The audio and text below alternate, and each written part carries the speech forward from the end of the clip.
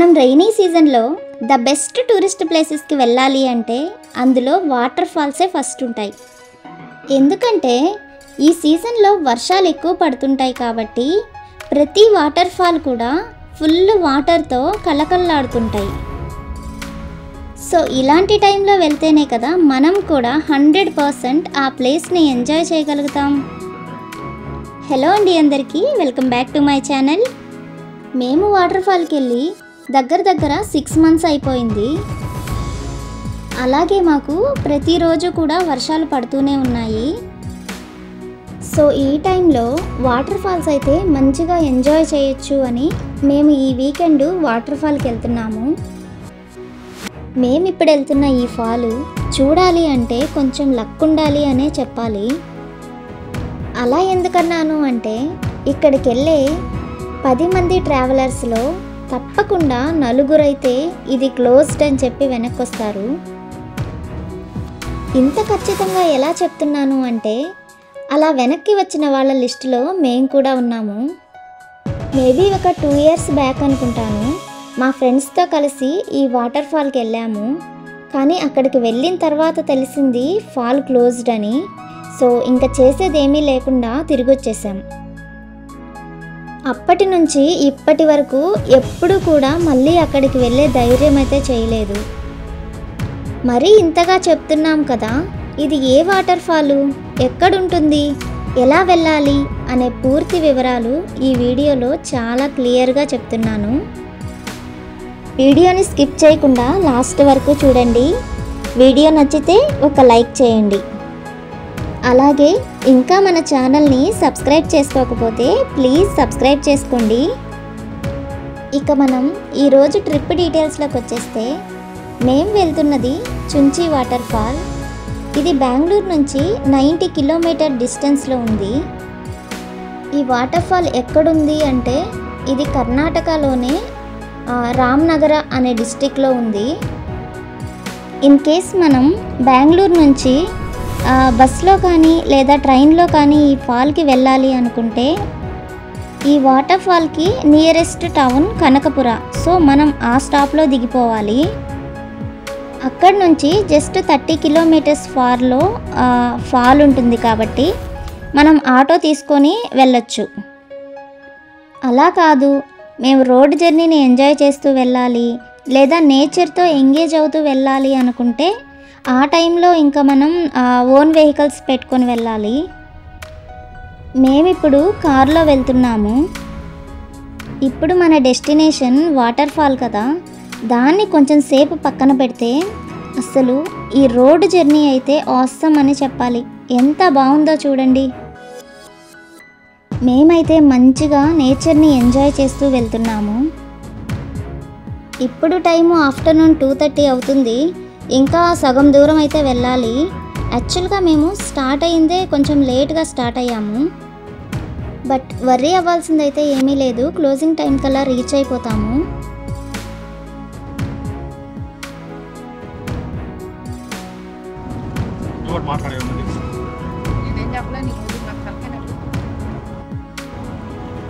కష్టపడి నేను లీవ్ పెట్టుకో బయటికి తీసుకొస్తే తరకాని పట్టు తిరిగి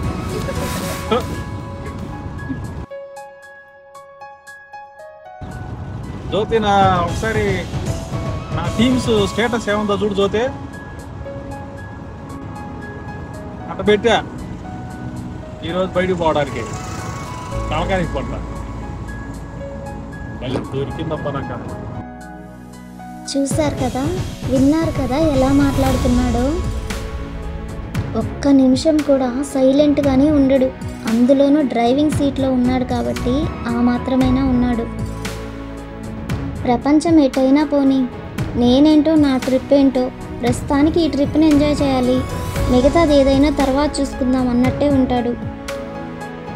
అయినా ట్రిప్ కని బయటకు వచ్చినప్పుడు ఇలాంటి మైండ్ సెట్ ఉన్నవాళ్ళు ఒక్కరైనా ఉండాల్సిందే. అప్పుడే మనం కొంచెం మూడీగా ఉన్నా కూడా వాళ్ళు మంచిగా ఎంటర్టైన్ చేసి మన మైండ్ సెట్ చేయడమే కాకుండా ట్రిప్ను కూడా మంచి ఫన్నీ అండ్ మెమరబుల్గా మారుస్తారు. ఆ విషయంలో నేను కొంచెం లక్కీ అనే చెప్పాలి. ఎందుకంటే మేము మా ఫ్యామిలీ ట్రిప్ ఎంత దూరం వెళ్తున్నా కూడా అసలు బోర్ అనే ఫీలే ఉండదు. ఏదో ఒకటి మాట్లాడుతూనే ఉంటాడు. కొన్నిసార్లు అయితే మెంటల్ హాస్పిటల్ నుంచి వచ్చినట్టు మాట్లాడుతుంటాడు. ఏదేమైనా మంచిగా ఎంటర్టైన్ చేస్తాడు. ఇప్పుడు మనం వెళ్తున్నదంతా విలేజెస్ ఉన్నట్టున్నాయి. ఇక్కడ చూడండి, రోడ్డుకి రెండు వైపులా కూడా మొత్తం ఫార్మింగే ఉంది. ఇలా క్యాబేజ్ తోట అయితే నేను ఫస్ట్ కర్ణాటకలోనే చూశాను. మా సైడ్ అయితే ఎక్కువగా వరి, వేరుశనగ వేస్తారు. కానీ ఇక్కడ చూడండి, వెజిటేబుల్స్ అలాగే ఫ్లవర్స్ ఇవన్నీ కూడా ఇక్కడ పండిస్తారు. చూడ్డానికి చాలా బ్యూటిఫుల్గా ఉంది కదా. ఈ విలేజెస్ అంతా కూడా కనకపుర రీజియన్ కిందకు వస్తాయనుకుంటాను. మేము వెళ్ళే దారిలో కొంచెం సేపు కర్ణాటక విలేజెస్ వస్తుంటే ఇంకొంచెం సేపు తమిళనాడు విలేజెస్ వస్తున్నాయి. ఇలా రెండు మిక్స్డ్ వస్తున్నాయి అన్నమాట. మాకు వెళ్ళే దారిలో పెట్రోల్ బంక్ కనిపిస్తే మేము అక్కడ పెట్రోల్ పట్టించాము. ఎందుకంటే మళ్ళీ పోను ఉంటాయో ఉండవో అని ముందుగానే పట్టించేసాము.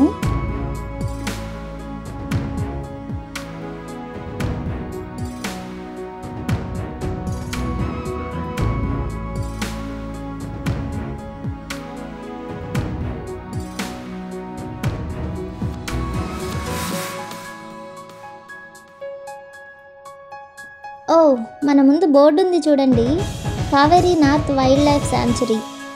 ఇక్కడ నుంచి ఫారెస్ట్ స్టార్ట్ అవుతుందన్నమాట. ఇది check post. I still remember.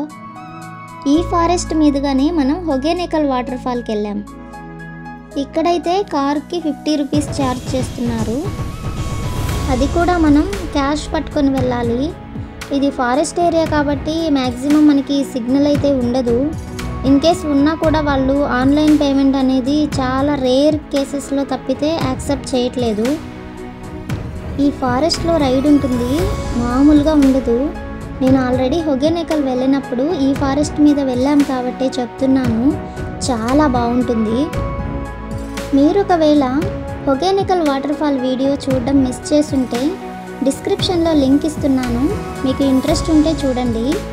మనకి రెండు వైపులా పచ్చని దట్టమైన చెట్లు, కొంచెం దూరంలో ఎత్తైన కొండలు, ఇక వీటన్నిటి మధ్యలో స్మూత్ రోడ్స్. ఒక పీస్ఫుల్ రోడ్ ట్రిప్కి ఇంతకన్నా ఇంకేం కావాలి? అంతే కదా మరి. మాకైతే ఈ ఫారెస్ట్లో జర్నీ ఒక నేచర్ ట్రీట్లా అనిపిస్తుంది.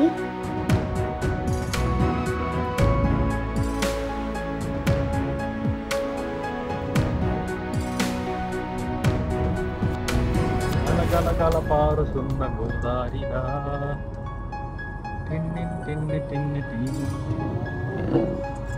ముందు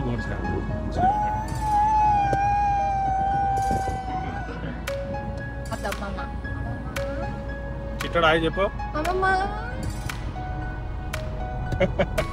మా ఆయన పాడే పాటలకి మా ఇషా పాప చూడండి ఎలా తలగొట్టుకుంటుందో.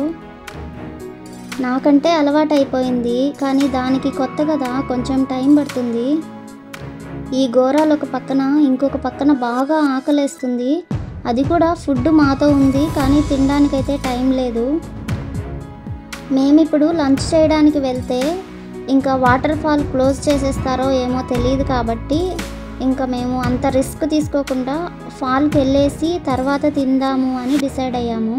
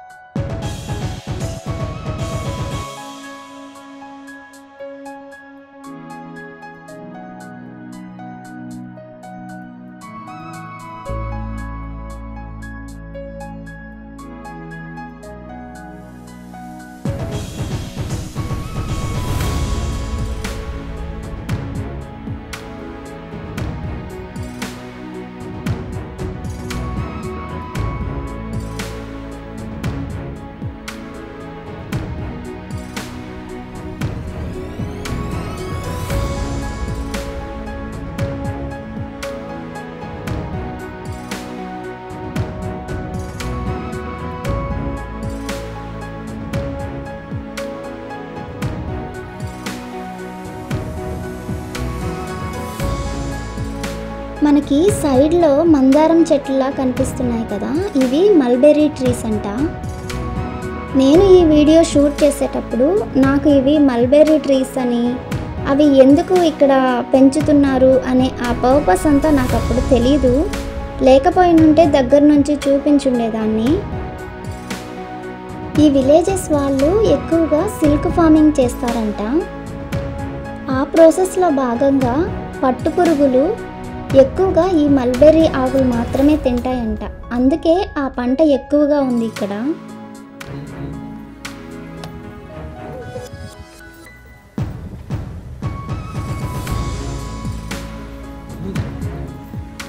ಏನದು ರೇಷ್ಮೆ ಗೂಡು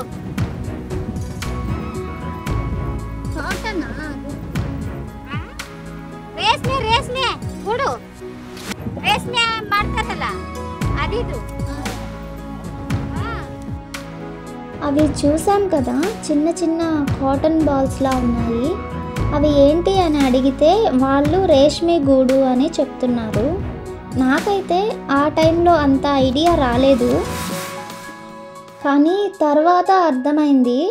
ఈ సిల్క్ ఫార్మింగ్ ఎండ్ స్టేజ్లో ఆ పట్టుపురుగు ఉంటుంది కదా, అది గూడులాగా పెట్టుకుంటుంది అన్నమాట. ఆ గూడులోనే కొన్ని రోజులు ఉండేసి తర్వాత అది ఎగిరిపోతుంది. ఆ ఎగిరిపోయిన తర్వాత వాటిని తీసుకొని వచ్చి ఇలా బాల్స్గా వాళ్ళు ఇప్పుడు క్లీన్ చేస్తున్నారు కదా, సపరేట్ చేస్తున్నారు, అలా చేస్తారనమాట. ఆ గూడ్లు ఉన్నాయి కదా, వాటిల్ని ఫర్దర్ ప్రాసెస్ చేసి దారాలు తీసి తర్వాత పట్టు వస్త్రాలు అయితే నేస్తారు. సో ఇదన్నమాట ఇక్కడ ఎక్కువగా చేసే సిల్క్ ఫార్మింగ్. మా ఏం చెప్పాడు తెలుసా, ఆఫీస్లో మా అత్తకు బాగలేదు, మా అత్తకు బాగలేదు, నేను సెలవు పెట్టుకుంటున్నాను, హాస్పిటల్లో తీసుకుపోవాలి మా అత్తని చెప్పాలి. అట్లా చెప్పేసి సెలవు పెట్టుకొని చూడు ఇప్పుడు తిరగడానికి వచ్చాడు. ఇట్లా వాళ్ళు ఎందుకు అనుకుంటారా? సెలవు ఇవ్వరు.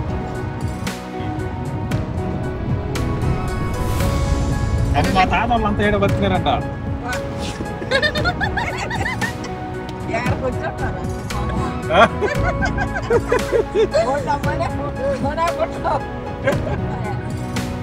వాళ్ళు బతికి మా తాత తాత వాళ్ళు ఏడుండి తర్వాత వచ్చాయనంట, ఆయన కొట్టారంట. ఇక్కడ నుంచి తరుము కొట్టారంట. మణిగుంట్లో సెలవు ఇయ్యారంట, వాళ్ళు సెటిల్ అయినారు.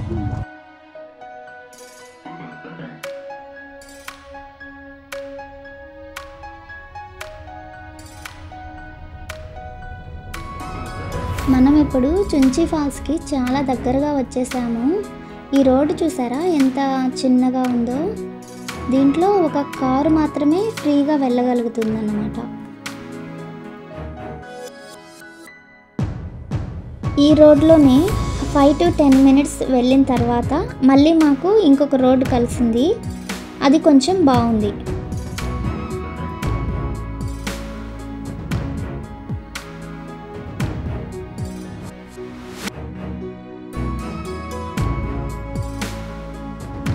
సో మొత్తానికి చుంచి ఫాల్స్ రీచ్ అయిపోయాము. ఇదే పార్కింగ్ ఏరియా. ఇక్కడ వెహికల్ పార్క్ చేసేసి కొంచెం ట్రెక్కింగ్ ఉంటుందంట, సో లోపలికి వెళ్ళాలి. ఇక్కడ వ్యూ చూడండి ఎంత బాగుందో. ఇక్కడ ఇతనున్నాడు కదా, ఈయన చెప్పిన మాటకి మా హార్ట్ బ్రేక్ అయిపోయింది. ఏం చెప్పాడు అనుకుంటున్నారా? ఇంకేముంటుంది, ఫాల్స్లోకి అలౌ చేయరంట. సో మొత్తానికి సెకండ్ టైం కూడా సక్సెస్ఫుల్గా బకరాలు అయ్యాం. It's okay, no problem. అతను చెప్పింది ఏంటంటే, నార్మల్గా మిగతా ఫాల్స్ లాగా ఈ వాటర్ ఫాల్లో పైనుంచి పడుతున్న వాటర్ కింద ఆడుకోవడం కానీ ఇలాంటివి చేయడం చాలా డేంజర్ అంట. ఇక్కడ ఏంటంటే ఫాల్ దగ్గర ఉండే రాళ్ళు చాలా స్లిప్పరీగా ఉంటాయంట. అందులోనూ వాటర్ పడి వాటి మీద కానీ జారిందంటే ఇంకా పైకి వచ్చే ఛాన్సెస్ అయితే ఉండదు. అలా జరిగి కొంతమంది చనిపోయారు, అందుకే క్లోజ్ చేసేసింది ఈ టైంలో వాటర్ ఫాల్ అని చెప్పాడు. So nothing to worry. 90 kilometres awesome రైడ్ని ఎంజాయ్ చేసాం. ఇప్పుడు టైం 3:30 అయింది. మేము లంచ్ చేసేసి ఇక్కడికి దగ్గరలో సంగమ అండ్ మేకేడాటు అనే టూరిస్ట్ స్పాట్స్ ఉన్నాయంట. వాటిల్ని కూడా కవర్ చేసేసుకొని ఇంటికి రిటర్న్ అయిపోదాం. మేకేడాటుకు వెళ్ళే జర్నీ కానీ ఇంకా ఆ ప్లేస్ చాలా ఎగ్జైటింగ్గా ఉంటుంది. అందుకే నేను దీన్ని సపరేట్ వీడియో చేస్తున్నాను. So wait for the next video. Bye.